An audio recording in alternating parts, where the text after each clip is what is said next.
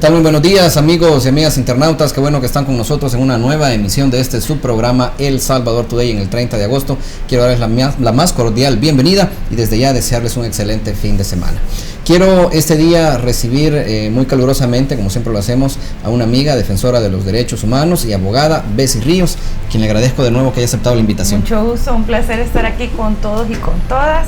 Hoy 30, ¿no? 30 este ya. día estamos del Movimiento de Defensa de los Derechos Humanos conmemorando un día más de la persona detenida y desaparecida. Un saludo de verdad inmenso para estas familias que tienen sus familiares desaparecidos, que todavía no saben nada de ellos. Y recordando, ¿no?, que esta semana el fiscal general decía que nosotros aquí actualmente desaparecen 7 personas diarias. Es decir, esta conmemoración viene por las personas, ¿no?, del periodo de la guerra que eran arrestadas por cuerpos irregulares o por los cuerpos de seguridad y luego desaparecidas, y las familias ya no sabían nada de ellos. A esto hay que sumarle los cientos de familias que posterior a la guerra tienen desaparecidos a sus familiares. Hoy que vivimos otro tipo de guerra, ¿no? Y este quinquenio, estos últimos 10 años han aumentado las desapariciones, sobre todo de gente joven, en las zonas populosas del Gran San Salvador. De verdad que es un dolor inmenso, ¿no?, para las familias. Ya vamos a hablar de eso también, Bessie. Gracias de nuevo por estar aquí. Quiero recordarles también que el primer bloque de este subprograma, El Salvador Today, es una fina cortesía de Megablog. Los mejores bloques de concreto los encuentras aquí en Megablog. Visítanos en el kilómetro 34,5, carretera Sitio del Niño a Quesaltepeque, San Juan Opico, La Libertad. Será un placer atenderte. Y el sitio web, recuérdalo, megablog.com.sb. Además, si me permiten, quiero compartir con ustedes algunos de los principales titulares que desde ya pueden encontrar en nuestro sitio web El Salvador, como nuestro sitio web cronio.sb. Y estos son a continuación. Operativo policial deja a 32 personas capturadas esta madrugada de viernes. Además, en video puede ver, muere pareja de motociclistas esta madrugada, un hecho muy trágico sobre el Boulevard Tutunichapa. Además, diputados dan marcha atrás a reforma de ley de protección al consumidor que permitía cobros hasta los días sábados. De eso precisamente vamos a hablar. Esta y otra información puede encontrarla, por supuesto, desde ya en nuestro sitio cronio.sb. Bessie, de nuevo bienvenida, y como leía pues el titular, creo que todos vimos con algo de sorpresa, no un bajo grado de enojo también, el saber, digamos, que ya tenemos en El Salvador una cultura un tanto abusiva, debo decirlo yo, de parte de las empresas que dan cualquier tipo de servicios financieros, porque Perdón. No hay problema, así sucede. Ya hemos visto pues que estas empresas, y hablo de todas, no solamente de los bancos, de las financieras, de los almacenes, tienen un sistema de cobros que no podemos llamarlo riguroso. Creo que la palabra es abusivo, en el sentido de que injurioso, de hecho, ¿verdad? Por eso tenemos las leyes que tenemos, en el que no se respetan horarios, no se respeta ningún tipo de situación. Lo único que interesa es hacer el cobro, y a veces incluso, digamos, si el sistema comete una falla o hay una desfase en la información, el cobro se sigue haciendo, ¿verdad? Ya de forma injuriosa, como usted lo decía. Ayer vimos que se estaba como eliminando un poco los límites que se ha puesto a esa práctica, ¿no? Ya hasta los días sábados, o sea, estaban haciendo un madrugón a media tarde. Una especie de madrugón, porque además creo que nadie le había dado cobertura precisamente a esa discusión en la Comisión de Economía. Pero el caso es que pasa la reforma por 44 votos, pasó en la mañana. Luego viene el presidente Bukele y digamos el capital político del presidente para poder hacer eso, creo que también es otro tema de conversación. Pero viene un tuit del presidente y los diputados se reorganizan y dan marcha atrás, aprovechando que la plenaria no había terminado. Previo a la protesta digital. Sí, que ya sentían, digamos, encima. Más allá, como lo decía, de lo que el presidente puede hacer con el capital político que aún maneja, yo creo que es de también analizar la forma en que hacen las cosas los diputados. Es decir, a quién estaban pretendiendo beneficiar, quién ganaba con esa reforma, que básicamente iba en contra de la gente que los ha elegido a ellos, pues, que a quien ellos mismos como diputados representan. Un factor, un detalle, un aspecto del ejercicio del cargo de diputado que creo yo que se les olvida. Lo que sucede, en contexto, el día de ayer Se pasa a pleno una reforma que entiendo yo que tenía casi un año de estar aprobada en la comisión. Por lo menos eso decía el diputado Leonardo Bonilla, quien no acompañó la votación, y que no habían encontrado la manera de pasarla al pleno así como lo querían pasar el día de ayer, así sin mucha bulla y sin muchas explicaciones. Sabemos que cada vez que se va a hacer una reforma, una ley, siempre se manda a escuchar, porque una de las sentencias de la Sala de lo Constitucional te establece de que para tomar una decisión el órgano legislativo tiene que demostrar que hubo debate, porque es un órgano deliberativo. Se escucharon a todas las partes y a partir de eso se toma una decisión. Para el caso de esta reforma del artículo 18 de la Ley de Protección al Consumidor, que establece que solo se puede cobrar en horario hábil, sí, y hacer mensajería y cobro de todo tipo, pero solo en ese periodo, pretendían modificarla para poder hacer cobro durante horario no hábil y incluyendo fines de semana. ¿Por qué estaba este artículo 18 así? Bueno, porque antes de la Ley de Protección al Consumidor, que costó desde la sociedad civil que pasara, teníamos cobros injuriantes, ¿no? Banca comercial, las cooperativas, las casas comerciales, donde adquirías tus préstamos por electrodomésticos, por ejemplo, te hacían publicaciones injuriosas y a veces de deudas que tenían más de 20 años, incluso por sí, unos 50, por $2 te estaban haciendo cobro.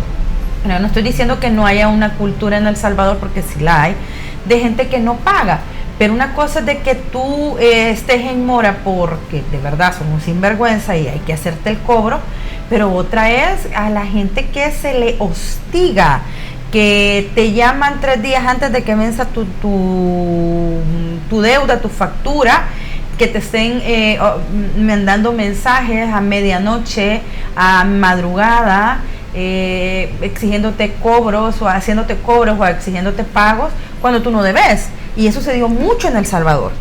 Se dio tanto que el CDC, que en ese momento era el único que estaba antes de la Defensoría del Consumidor, que es la institucional, es la estatal, el CDC llevaba un control sobre esos cobros injuriosos. De hecho, hasta las ejecuciones de embargo, porque se ha modificado eso. Sí. Antes te llegaban, te pomponeaban la puerta y se llevaban hasta los óculos donde pones el foco, todo se llevaban. Y se han establecido reglas, ok, sí, si la persona te debe hay que cobrarle, pero cobrarle con dignidad también, es decir, sí, las casas comerciales, los bancos, las cooperativas no tienen el negocio para perder. Se daban algunos casos de incluso de amenazas, ¿no? Correcto, de publicaciones graves, ¿no? Amenazas de embargo, de todo tipo, ¿no? Y además, digamos un poco con esas actitudes prepotentes, ¿verdad? Y groseras que lastimosamente le han dado forma al Salvador. Hay una financiera que acaba de cambiar de dueño, que es famosa porque que por más que se le explicara, mire, a quien usted le está llamando se murió, llegaban al cementerio el día que estaban enterrando al difunto deudor para ver si era cierto que estaba muerto.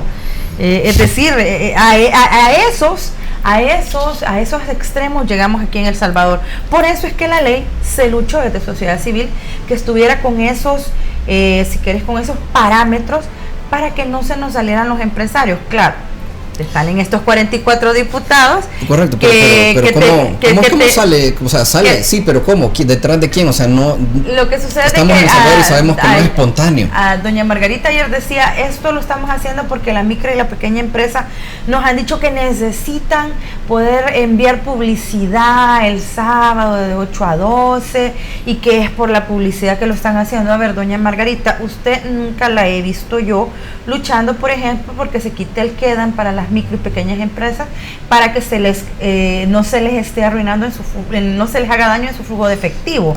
Yo no le he visto peleando porque se cumple el 25% que exige la ley, que hay que comprarle el Estado lo debe comprarle a la pequeña y a la micro aquí en El Salvador, de capital salvadoreño. Y otra cosa es que yo no recuerdo, por lo menos no conozco, no sé si seré yo el ignorante, que nunca he visto una pequeña empresa que haga uso de ese tipo de técnicas de cobro, digamos, de servicios de cobro, ¿verdad? No, es decir, que sea la pequeña empresa la que llame, mire, usted le debe al comercial, no sé qué, que está aquí en el centro de Santa Tecla o algo, por lo menos de ese nivel, no. O sea, yo sé que son, entonces, a nosotros, ¿verdad?, no nos mienten, cadenas. Pues, creo que los 44 diputados que el día de ayer votaron deben de recordar que ya no están en los periodos donde podían hacer estas cosas, es decir, tirar la piedra y esconder la mano y hacerse los que no hicieron nada. Nos dimos cuenta, la noticia corrió rápido. De hecho, yo me entero por un medio digital, una revista digital que avisa, miren, acaban de hacer esto. Voy, pregunto, me meto a la cuenta de la Asamblea Legislativa, la cuenta de la Asamblea Legislativa baje el tweet. Solo eso te significa mucho. Baje el tweet donde está hablando que se ha hecho esa reforma al 18 de la Ley de Protección al Consumidor. Empezamos desde redes con diferentes, bueno, yo de la mano con el CDC y con el actual director del CDC y con otras personas de la sociedad civil, con la gente de esta revista, a pedirle el veto al presidente, porque el proceso de formación de ley, incluso en el tema de la reforma, implica que si pasado el procedimiento en la Asamblea Legislativa, esto tiene que llegar a Casa Presidencial y el presidente tiene tres opciones: o lo firma, o lo observa, o lo veta. Entonces estábamos pidiendo el veto. Luego de dos horas y media más o menos de estar tuiteando con bastante gente exigiendo el veto en las redes, el presidente subió un tuit donde pone simplemente veto. Un par de minutos después, la Asamblea Legislativa reconsidera lo que había aprobado y con 59 votos baja a la comisión nuevamente esta reforma del 18 de la Ley de Protección al Consumidor, aduciendo que hay que darle una mejor redacción porque los malvados de los medios, para variar, los han atacado y les han transgiversado el gran trabajo que ellos habían hecho. Porque eso fue lo que dijeron. ¿Cómo? Yo entiendo que nos estemos riendo y yo sé que el tema es serio, pero precisamente sobre eso creo que tenemos que reflexionar un poco la seriedad con la que se tratan estos temas. O sea, ¿qué podemos esperar de una asamblea que primero que le echa la culpa a todos los demás, digamos? Claro. Nunca son ellos, ¿verdad? Pero además a partir de que ven, digamos, reacciones así de parte de la gente adversas, ¿verdad? Pues no. Pues disculpe, ¿verdad? Como que se me pasó la manita. Va a disculpar, ¿verdad? No pensé que se iba a ofender usted, ¿verdad? No es tan delicados que son. Es decir, por ejemplo, yo recibí varios tweets, mensajes privados de asesores y de cercanos a la gente que votó, diciéndome, mira, los medios han manejado mal eso y se bajó porque el tweet de la asamblea estaba mal redactado. Y yo, no nos mientan. O sea, no nos van a mentir. Ayer se opacó, gracias a ellos, la reforma al Código de Trabajo, donde está esas cosas son las que le benefician a la población salvadoreña, ¿no? La reforma 129, si mal no recuerdo, del Código de Trabajo, que busca que a igualdad de trabajo hombres y mujeres tengan el mismo salario, porque sí, amigo internauta que está usted en Estados Unidos o en otras latitudes, aquí en El Salvador no nos pagaban lo mismo a las mujeres y a los hombres por el mismo trabajo. Entonces hubo que hacer una reforma en el Código de Trabajo para obligar al empresario y al Estado a que cumpliera, como patrono, ¿no?, a que cumpliera esto, ¿no?, de la igualdad salarial. Eso lo hubiéramos celebrado ayer, el movimiento de mujeres, la sociedad civil organizada, los defensores de derechos civiles, porque cada derecho que las mujeres adquieren o logran plasmar viene detrás una gran lucha, ¿no? Y lo hubiéramos celebrado ayer y lo hubiéramos felicitado a todos y cada uno de los diputados y de las diputadas. Pero la verdad es que ustedes se empeñaron en querer pasar esa gran alegría y por debajo meternos el puñal, y no los dejamos que nos metieran el puñal. Esa es la realidad. No les permitimos que nos pusieran como de noticia principal el tema de la reforma del Código de Trabajo y que íbamos concedámosle a los diputados el 18 de la Ley de Protección al Consumidor. No iba a pasar así. Y además, esto queda claro que ese es un lobby. Además era un retroceso, ¿no? Es un retroceso de derechos adquiridos de los consumidores. Para mí es un lobby de los bancos. Son los bancos los que hacen este tipo de lobby, son los bancos los que invitan a los diputados y a las diputadas a almorzar o a cenar y les cuentan que es importante hacer el cambio en ese artículo porque ese artículo les está afectando en sus negocios y no pueden hacer cobros los fines de semana. Y entonces, ver a los call centers que ellos tienen, no pueden poner a trabajar a sus empleados y a sus empleadas a hacer llamadas y gestiones de cobro el sábado y el domingo. Entonces, y eso que a ellos les afecta. Porque el dinero no duerme, claro, no duerme para los banqueros, ¿verdad? Para nosotros sí, no ganan los mismos intereses y si vos querés hacer una transacción en fin de semana no te funciona igual. Entonces los diputados tuvieron a bien apoyar a no solo a la banca, no solo al sistema cooperativo, porque también el sistema cooperativo tiene gestiones de cobro, no solo a las grandes comerciales, sino que es a este empresariado voraz, capitalista, que antepone el negocio y la ganancia por sobre la dignidad del ser humano. Y por eso estamos desde la sociedad civil, diferentes organizaciones, esos que a veces se enojan con nosotros, por ejemplo conmigo, ay, que solo para protestar sirve. Pues mire, ayer logramos detener eso y de verdad que por eso estamos pendientes que pase una ley que no quieren pasar los diputados y las diputadas, que es para reconocer la labor del defensor y la defensora de derechos humanos y el derecho a defender derechos, ¿no? Pero ahí vamos en la lucha también. La verdad es que el trabajo desde sociedad civil organizada permite supervisar a los órganos del Estado y bueno, y específicamente por el tipo de función que tiene la Asamblea Legislativa, que te pueden modificar una normativa cambiándote tu realidad y quitándote derechos ya conquistados. Correcto. Y nosotros sabemos desde la sociedad civil organizada que lo que se conquista no se entrega, ni un paso atrás para los derechos que han costado ganarse, porque esa ley costó que pasara. ¿Hay necesidad o creerías que hay necesidad de regular cómo se hace lobby en la Asamblea Legislativa? Sería bueno, en Estados Unidos, es decir, yo no tengo ningún problema con el tema del lobby. Yo hago lobby en la Asamblea Legislativa, muchos actores los hacemos, pero debería de estar regulado porque una cosa es que yo vaya y platique con un diputado y le diga, mire, que es importante aprobar, por ejemplo, la ley para la protección de defensores y defensoras de derechos humanos y que se reconozca la profesión de los periodistas como parte de los defensores y defensoras de derechos humanos.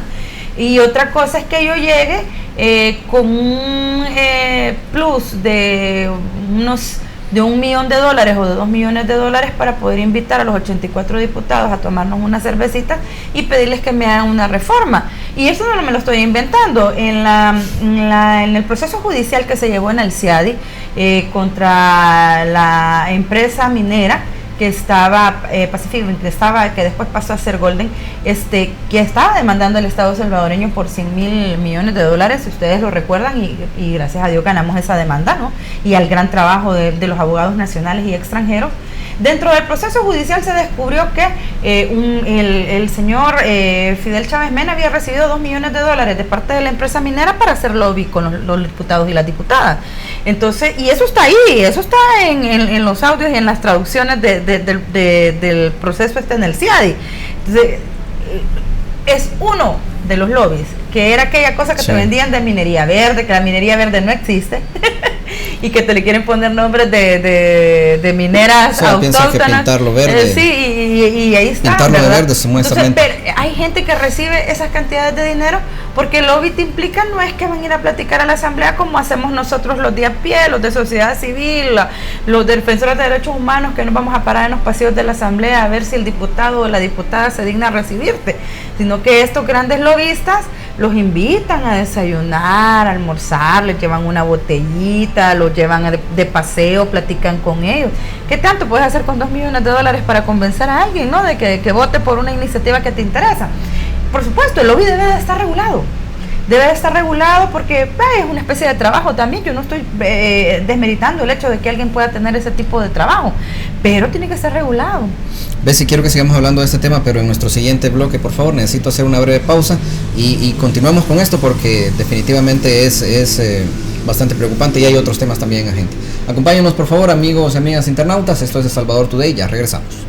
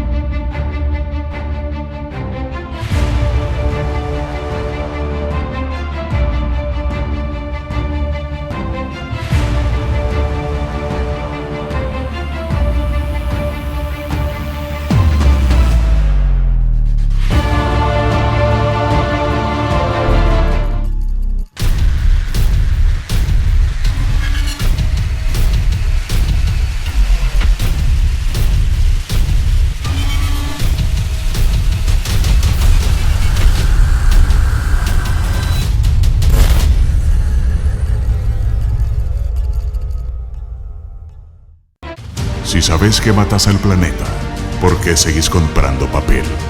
¿Por qué ser esclavo de un horario cuando te damos la libertad de tener todo en tu mano siempre? Si la información pasa en cualquier momento, ¿por qué vas a esperar a que alguien te la cuente? En Diario Digital Cronio, dejamos en el pasado lo tradicional para que vivas el futuro con nuestra multiplataforma. Ingresa a www.cronio.sb. Noticias online.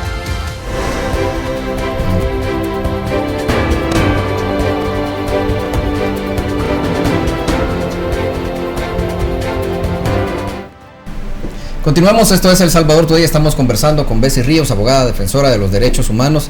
Y Bessie, si me permite meter el tema o meter la cuchara en otro plato, como decimos, hay algo que a mí en lo personal me ha estado preocupando mucho. Y es que, bueno, recientemente la subcomisión de la Asamblea Legislativa, una subcomisión de la Asamblea terminó de entrevistar a los candidatos a procurador o procuradora para la defensa de los derechos humanos. La parte preocupante viene por el lado de que entre esos entrevistados estuvo, ¿verdad? Todavía está en el grupo la actual procuradora de derechos humanos, Raquel Caballero de Guevara, quien ha sido condenada por el Tribunal de Ética Gubernamental por la contratación y beneficio de parientes al interior de la institución, y quien además durante la entrevista ella misma confirmó, lo ratificó sin ningún reparo, el hecho de que había realizado un acto devocional religioso al interior de la institución. Claro. Y mandó a leer un artículo que no dice nada, porque mandó a leer el 19. Y es como, o sea, alegando que ella tenía libertad religiosa, pero y todos los empleados, digamos, y además, por supuesto que su derecho a ejercer la religión, a creer en lo que ella quiera, no está por encima, digamos, del derecho que tiene todo el país a un Estado laico, secular, completamente, que es lo que nos dice la Constitución. ¿Cómo interpreta usted todos estos hechos? Mira, nosotros desde el movimiento social hemos estado dándole seguimiento a la elección del procurador o procuradora de derechos humanos para la siguiente gestión, en razón de que, a la luz de las sentencias de la Sala de lo Constitucional que ya establecían, le daban contenido a los criterios que tiene la Constitución, que habla de moral y formación e instrucción notoria, ¿verdad? Es decir, que se le note que es una persona moral y ética, y que se le note la preparación técnica, ¿no?, para el determinado cargo, además de las propias requisitos para determinado cargo. Generalmente nosotros no estamos pendientes de los magistrados de la Corte Suprema de Justicia, estamos pendientes del fiscal general, el hombre fuerte del Estado, por supuesto. Digo hombre porque hasta la fecha nunca ha puesto una mujer y veo difícil que pongan una. Y la Procuraduría General de la República, la PDH, como que la dejan siempre de ladito. Eso es lo que yo quería decir. A mí que es algo histórico. Me pareciera que buscan personajes, digamos, desde el señor Peñate Polanco, que es solo comparable con la gestión actual. Correcto, y ahora la señora Raquel Caballero Guevara, que o sea, sin ánimo de faltar el respeto a nada, pero qué descaro. No, y fíjate de que esto es una cosa cultural que se viene señalando desde el movimiento social. Las diferentes instituciones que pasan por ser elegidas por la Asamblea Legislativa, cargos de elección de segundo grado, generalmente se vuelven botines de los partidos políticos, ¿no? La Fiscalía históricamente le pertenece a Ciudadana, la Procuraduría General de la República se la daban al PDC, bueno, el edificio es verde todavía, sí. No miento, y la PDH se le entregaba al FMLN. ¿Qué sucede con la elección de la señora Raquel Caballero en su momento? Tú recordarás que en ese momento estaban en el contexto de la elección de los magistrados en el Consejo Nacional de la Judicatura, que son los que mandan la otra terna para los magistrados de la Sala de lo Constitucional, que era la que se iba a elegir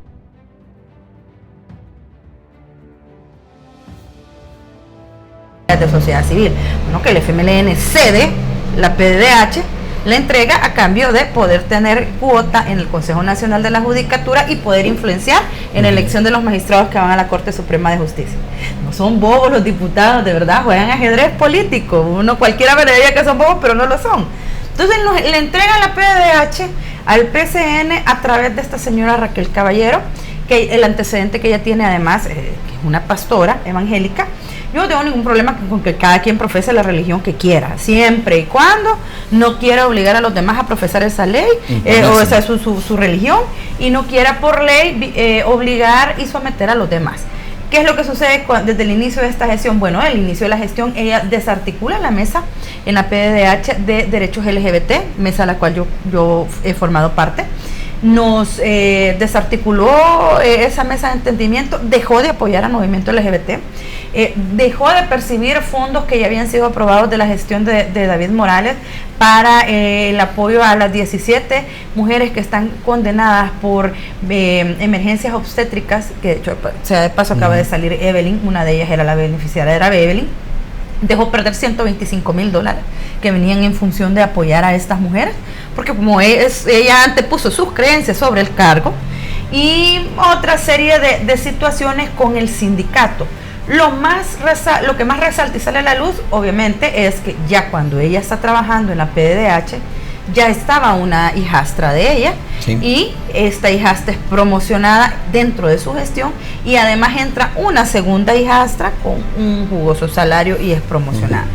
¿Cuál es el problema? Que la ley de ética gubernamental dice de que no puedes contratar a tus familiares en las instituciones donde vos dirigís, y no puedes promoverlos si es que ya están ahí, porque puede ser que de repente te elijan papa de fiscal y ahí tenés trabajando tu primo.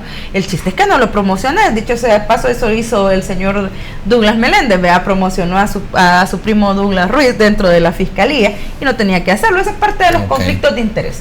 Entonces, ¿qué sucede? Esto se presenta desde sociedad civil, porque nosotros con la asociación Entre Amigas, William Hernández, presentamos la denuncia en el Tribunal de Ética Gubernamental por esta situación. También solicitamos a la Corte de Cuentas de la República una auditoría especial a la gestión de la señora Raquel Caballero, y la señora sale en medios de televisión diciendo que el crimen organizado le estaba poniendo denuncias.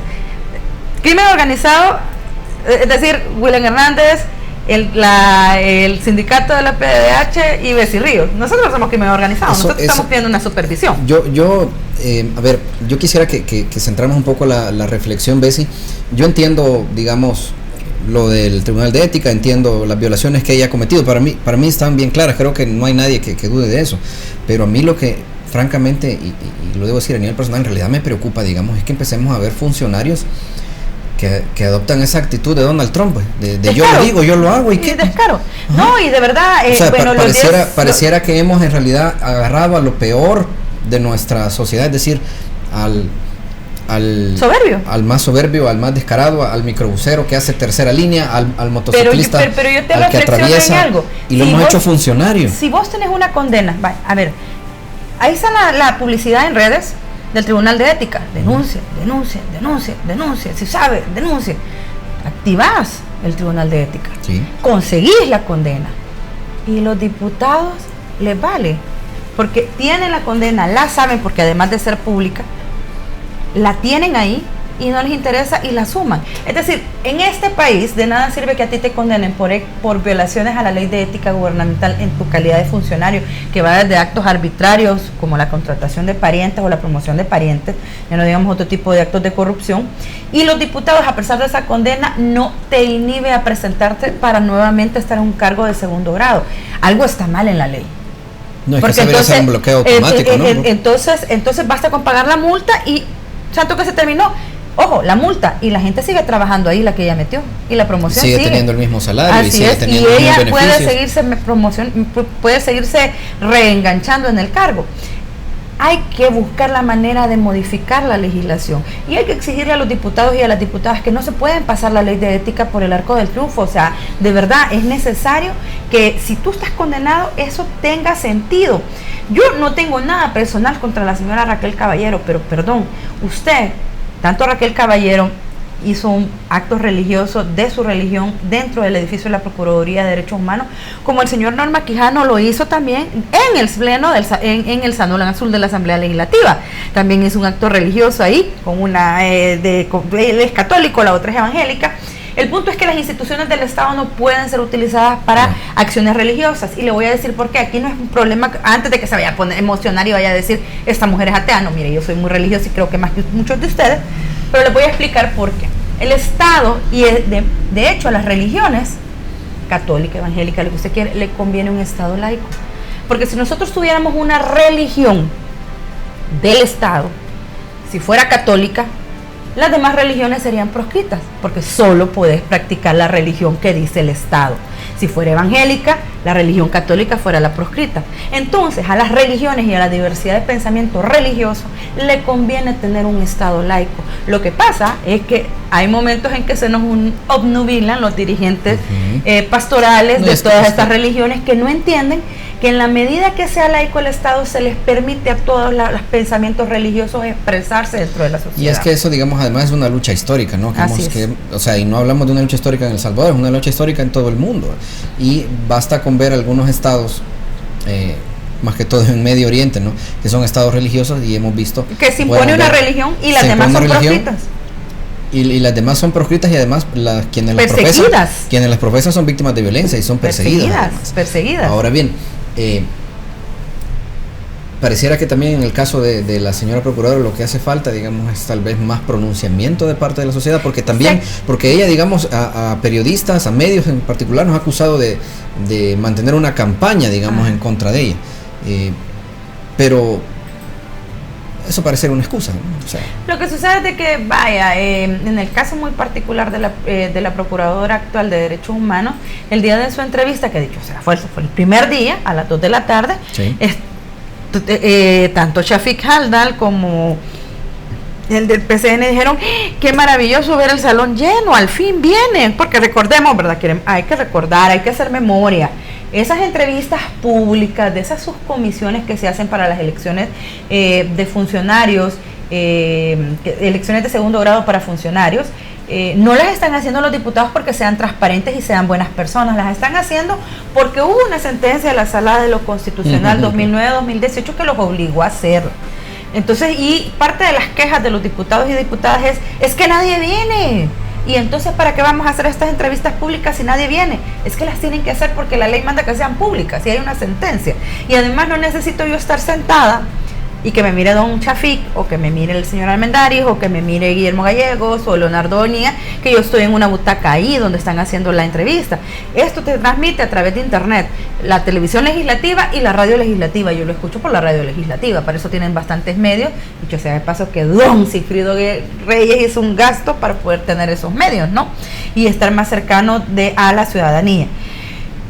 Es importante darle seguimiento a esta elección. No podemos permitir que vayan a poner a cualquier persona, porque no vamos a salir de una pastora a que nos pongan un pastor, porque ya tuvimos uno de los entrevistados que igual estaba diciendo que lo primero que iba a promover desde la Procuraduría de Derechos Humanos es la lectura de la Biblia. Y volvemos y regresamos, estimados internautas, con el tema de que el Estado debe ser laico. ¿Cuál Biblia? ¿La Reina de Valera o la de los católicos? Hay una diferencia de 2 libros. ¿La del Rey James o cuál? ¿Cuál Biblia? Y deja cuál Biblia. ¿Qué versículos o qué libros? ¿Y quién la va a interpretar? Digamos, porque no se trata ¿Usted estaría de acuerdo que usted es evangélico y que la profesora católica le explique a su hijo cómo ella entiende el tema de María siempre virgen? Por ejemplo. A ver, y es que también ese tema se malentiende, ¿no? Pareciera que consideran que es un libro de hechizos del cual van a salir una especie de, y ya los niños van a tener valores impregnados a pesar de que no los tienen en casa. Los tienen que hacer en casa, y yo esa consigna que mantienen siempre de con mi hijo no te metas, yo mando a reflexionar a los papás y a las mamás. Vaya, usted es católico, que una profesora evangélica le explique a sus hijos que María tuvo a Jesús y ya dejó de ser virgen y después tuvo 8 hijos más. Como usted lo va a aceptar. Entonces no es de aceptar que lean la Biblia. ¿Quién la va a leer? ¿Quién la va a interpretar? ¿Qué comentario va a hacer? ¿Cuál Biblia? ¿Qué es lo que se le va a decir? O sea, no es así de fácil. Detrás de esto está un trabajo grande. Y yo creo que la labor pastoral que hacen las iglesias evangélicas y católicas es loable. Qué bueno que lo hagan. Deben de seguirla haciendo. Pero no pueden exigirle al Estado que el Estado haga la labor pastoral de ellos. No se puede desde el Estado. Bessie, se nos está acabando, ya nos quedan pocos minutos de programa, pero hay otro tema que no podemos dejar en el tintero todavía, y es que recientemente estábamos hablando, ¿no? Bueno, hemos estado todo el programa hablando también de las sombras que deja la corrupción en realidad por todos lados, y parte de eso, ¿no? es también la actitud que adoptan algunos funcionarios de ir ocultando información cuando debería ser completamente, casi que oficiosa, ¿no? de publicarse automáticamente. En específico, los informes finales de la sección de probidad, que la Corte Plena recientemente, los magistrados dijeron... Ocho magistrados votaron. El caso es que fue decisión de Corte Plena, dijeron no lo vamos a entregar, en realidad por excusas que sean, digamos, a pesar de que es bien claro que no se solicitaron informes de procesos que estén andando, necesitaron informes ya terminados. Los informes públicos, porque recordemos y además que con las reservas que la ley prevé. Hay versiones públicas de los informes. La ley de acceso a la información pública ya explica cómo vas a entregar información publicable, ¿no? Que pueda ser leída por todos y que no ponga en aprietos la seguridad de la persona de la que se está publicando la información. A ver, nuevamente regresamos, ¿no? Que las elecciones de segundo grado le permiten a los partidos políticos tomar botines. Uno de esos botines es la Corte Suprema de Justicia, y hay magistrados de unos y otros bandos. Basta con ver la manera en la que votan, a quién han exonerado de los casos de probidad, a quién han condenado, el procedimiento que han llevado, cómo son sus votaciones. Yo creo que ese es un buen ejercicio periodístico para alguien que quiera como seguir una línea de estos magistrados, de ver con quién han votado, cómo han votado, qué han decidido, qué no han decidido, ¿no? Y ver a ese magistrado quién lo propuso, en qué lista estaba, quién lo llevaba, a quién corresponde, a quién le da devoción, para darte cuenta, 2 más 2 es 4, cómo van a seguir siendo las votaciones más adelante. El problema de las cuotas de los partidos políticos dentro de las instituciones del Estado, y sobre todo en el Poder Judicial a través de la Corte Suprema de Justicia, es grave, porque genera este tipo de oscurantismo, ¿no? De regresar a ese periodo, bueno, que no te das cuenta cómo discutieron, por qué votaron así, por qué no votaron de otra manera.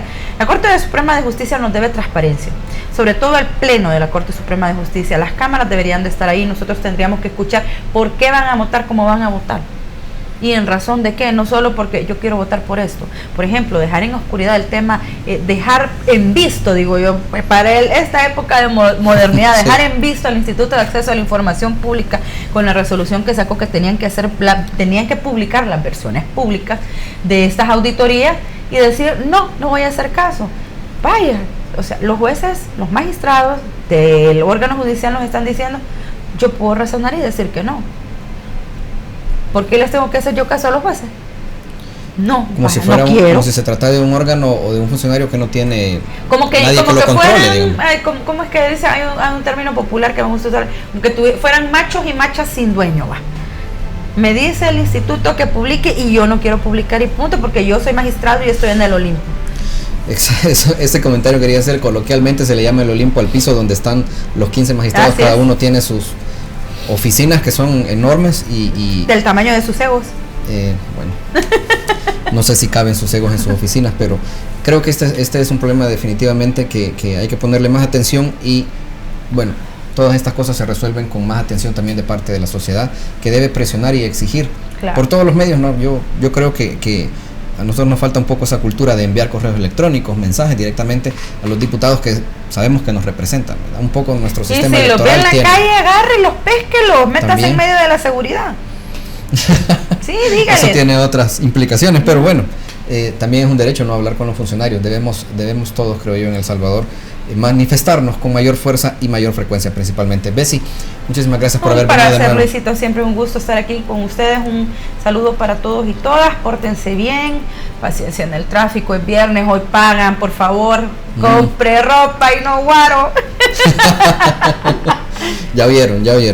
Pero bueno, qué bueno que han podido acompañarnos, amigos y amigas internautas. De nuevo el agradecimiento para Bessie. La vamos a tener invitada más adelante, porque siempre nos agrada poder conocer su opinión y que nos eche luz sobre estos temas que de por sí ya son bastante oscuros, ¿no? Pero bueno, de nuevo gracias, amigos. También el agradecimiento para Noticias Menotti, para Bitácora SB, que siempre nos acompaña, Política Estéreo, que siempre nos acompañan en estas transmisiones en vivo. Será hasta la próxima. Recuerden, el costo de desentenderse de la política es ser gobernado por lo peor que la sociedad tiene para ofrecernos. Hasta entonces.